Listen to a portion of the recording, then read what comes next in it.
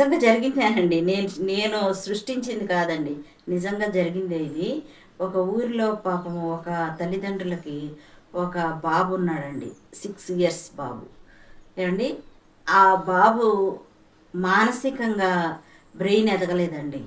కానీ ఆ అబ్బాయికి 22 ఇయర్స్ వచ్చేసినాయండి. కానీ 6 ఇయర్స్ బాబు చేసినలాగే చేస్తాడండి. 6 ఇయర్స్ బాబు ఎంత హుషారుగా ఉంటాడో అంతే హుషారుగా ఉంటాడండి. కానీ 22 ఇయర్స్ వచ్చినాయి అనే అవగాహన ఆయనకు లేదండి. ఆ బిడ్డకు లేదు.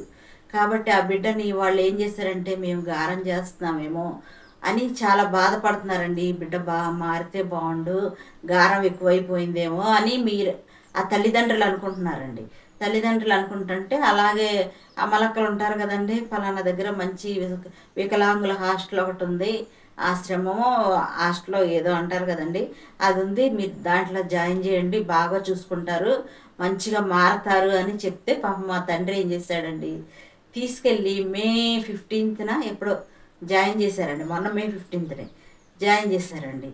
జాయిన్ చేసిన తర్వాత ఆ అబ్బాయి తను అక్కడ ఉన్నాడు కానీ కొత్త కదండి అబ్బాయికి, ఆ పిల్లలతో అలా అలా ఉంటున్నాడండి.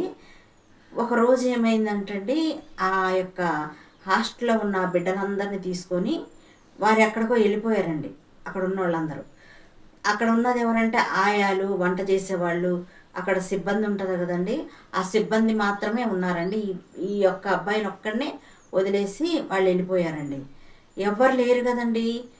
ఆ అబ్బాయి మెంటాలిటీ ఏంటి, 6 సంవత్సరాల అబ్బాయి మెంటాలిటీ కాబట్టి 6 సంవత్సరాల అబ్బాయి ఎలా ఉంటాడో మీకు తెలుసు కదండి.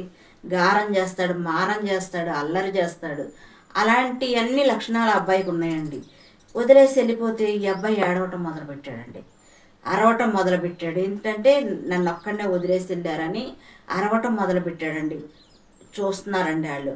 మళ్ళీ అరిశాడండి, చూస్తున్నాడు. ఇక ఏకదాటిగా అరుస్తున్నాడండి. అరుస్తుంటే పాపం అండి వాళ్ళు వచ్చి గొడ్డును బాదినట్టు బాధేశారండి పిల్లోడిని. ఒళ్ళన్ని వాతలండి పాపం బిడ్డకి. గొడ్డును బాధేసినట్టు బాధేసే వరకు వాడు వినట్లేదండి. ఇప్పుడు ఆ బిడ్డకి తెలిస్తే అండి, అమ్మో నన్ను కొడుతున్నారు, నేను అరిస్తే నన్ను కొడుతున్నారు కాబట్టి నేను అరవకూడదు అనే ధ్యాస కూడా అబ్బాయికి తెలియదండి పాపం. అందుకని అరుస్తానే ఉన్నాడండి. వాళ్ళు కొట్టిన కొద్దీ అరుస్తానే ఉన్నాడండి. అప్పుడు ఏం చేశారంటే అండి, ఇక వాళ్ళ ఓనర్ ఉంటుంది కదండి, ఓనర్ అమ్మకు ఫోన్ చేశారండి. తను, తన భర్త, తన 2 ఆడబిడ్డలు అందరూ కలిసి వచ్చారండి.